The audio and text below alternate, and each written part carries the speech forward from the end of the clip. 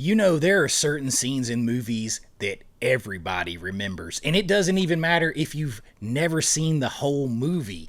You know the moment, you've heard about the moment, you've seen it in clips, you know exactly what I'm talking about with this one specifically, because in the 90s, there was one scene that didn't just shock audiences, it changed what movies were allowed to be.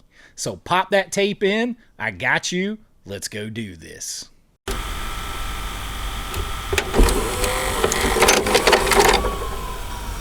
So today we are talking about one scene, that scene, the interrogation scene from Basic Instinct. And yeah, you already know why. But that's what makes this moment so interesting. It isn't just what happens, it's how it happens. Because this scene is doing a whole lot more than just showing things, and a whole lot more than people give it credit for. So let's set the stage real quick for Basic Instinct. You've got Michael Douglas as Detective Nick Curran investigating a brutal murder, and the prime suspect is Sharon Stone's Catherine Trammell. And from the second she shows up in the movie, you can tell right away she is not the usual suspect. She's calm, confident, beautiful. She's completely in control of herself, and honestly, she is in control of the room. And fun fact, Sharon Stone has said she knew exactly how powerful this scene was going to be, the interrogation scene, even before anyone else fully realized it. So when we get to the interrogation, this should be the moment where the police have the upper hand on Catherine Trammell, right? They've got her in a room. They've got light shining on her. They're trying to sweat her out. She's, surrounded by people. They've got questions to hit her with. They've got pressure to apply to her. But that is not how it plays out. Not even a little bit. So there is a power shift that happens in this scene, because the first thing this scene does is flip the power dynamic immediately. If you watch this, you'll see it. Go back and watch after I talk about this. You've got a room full of detectives all watching her. They're looking at her. She's beautiful. She's provocatively dressed. She's cool, calm, collected. And of course, their eyes are all on her, and they're all trying to read her. They are all expecting her to crack. And instead, she leans back, lights a cigarette, and starts controlling the conversation. Over all of these seasoned detectives, she's controlling the conversation. And it's subtle. She doesn't raise her voice. She doesn't panic. She just answers on her terms. Which, by the way, is the exact opposite of how interrogations are supposed to go. She just gives them enough information to keep things moving, to keep this rolling along in the direction she wants them to go, even when they don't realize it. But she never gives them enough of anything to get off track or to give them the upper hand. And the more the detectives try to push her in the situation, the more it feels like they are the ones being studied. They are the ones being controlled, not her. And director Paul Verhoeven, who is one of my favorite directors of all time, he directed Basic Instinct, Total Recall, RoboCop, among other things. He is a great director. Starship Troopers, another great one.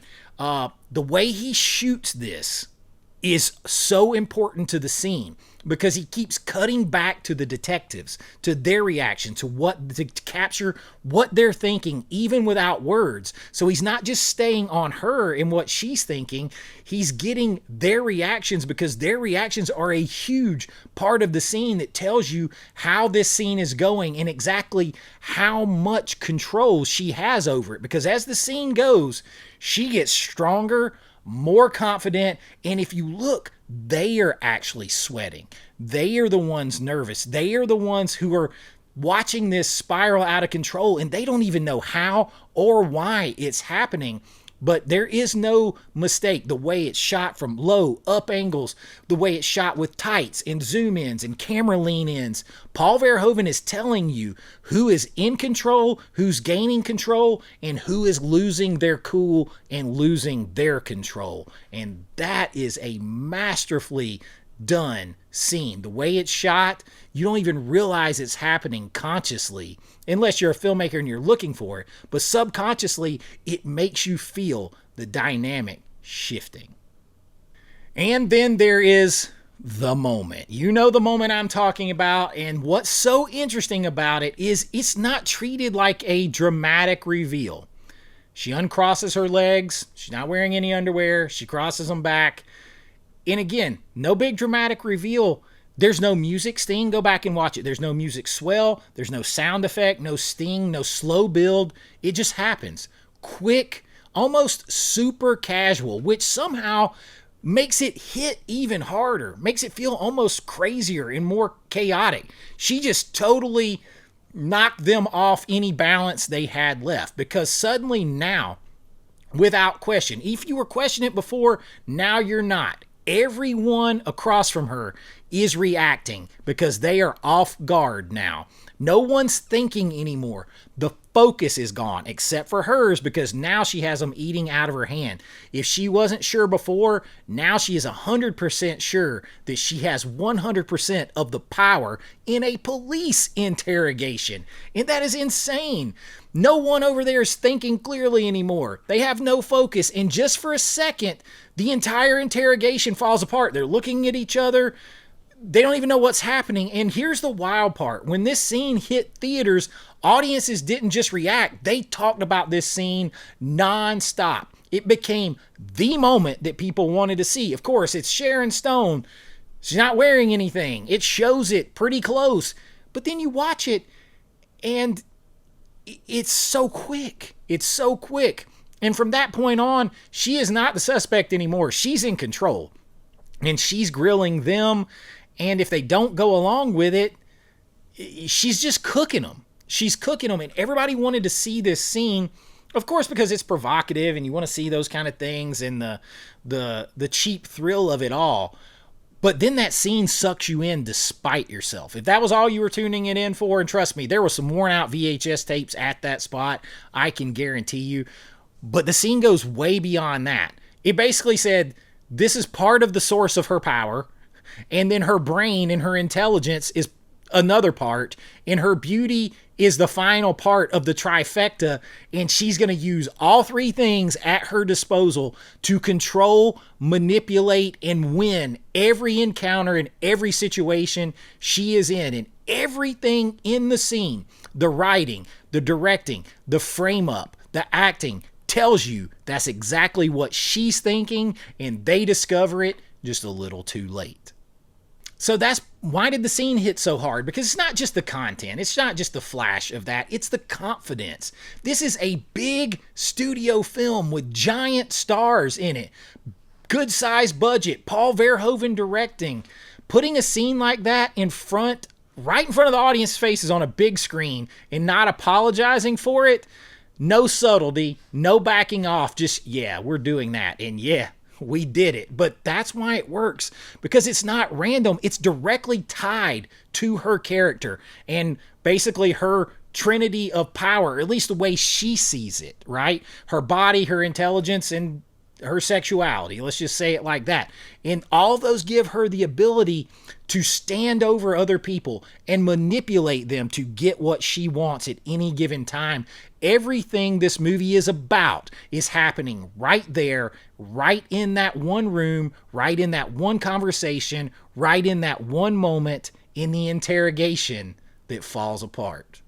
And after this, everything changed. Studios changed. They saw the reaction. They saw the attention. And suddenly, you started getting even more movies in the 90s, the steamy erotic thrillers, and just more thrillers like this that were willing to push boundaries. More movies leaning into nudity, sexuality, and those things as power and control dynamics, uncomfortable dynamics in some ways. Movies like Sliver, Jade, Color of Night that I've been talking about recently, all chasing the same lightning in the bottle that Basic Instinct created. Some of them worked, some of them didn't work, but they almost all trace back to Basic Instinct and this one moment that said, hey, we can do this in movies and we can control the audiences the same way Catherine Trammell controlled that interrogation room. And why does a scene like this still matter? Why are we still talking about it? Not just because people remember it, not because it was, risque and created a buzz, but because of the door that it opened. It showed that audiences were willing to go there with the studios. And for years, Hollywood followed. And honestly, that's how we got an entire era of movies like this. And if Hollywood were smart and they stopped playing everything so safe and they went back to pushing boundaries and stopped trying to subvert expectations and push something into people's faces that they didn't even know they were looking for, we might have some interesting movies again. And that's what I got for you this time. Just a quick little scene study and essay here. I love doing these dissecting movies. If you enjoyed it, please let me know and like and subscribe. That really helps out the channel. And if you really enjoy what we're doing here, you want to support it even more, you can join my Patreon. The link is always in the description. And if you join there, you're going to find special videos, members-only videos, behind-the-scenes looks at my filmmaking, physical media deep dives, entertainment discussions in an uncensored way, and of course, you will get your name and lights on every single video, and I really do appreciate it. But until next time, be kind, rewind like always. It's Chase with AV Pop Culture, and I'll see you real soon. Bye-bye.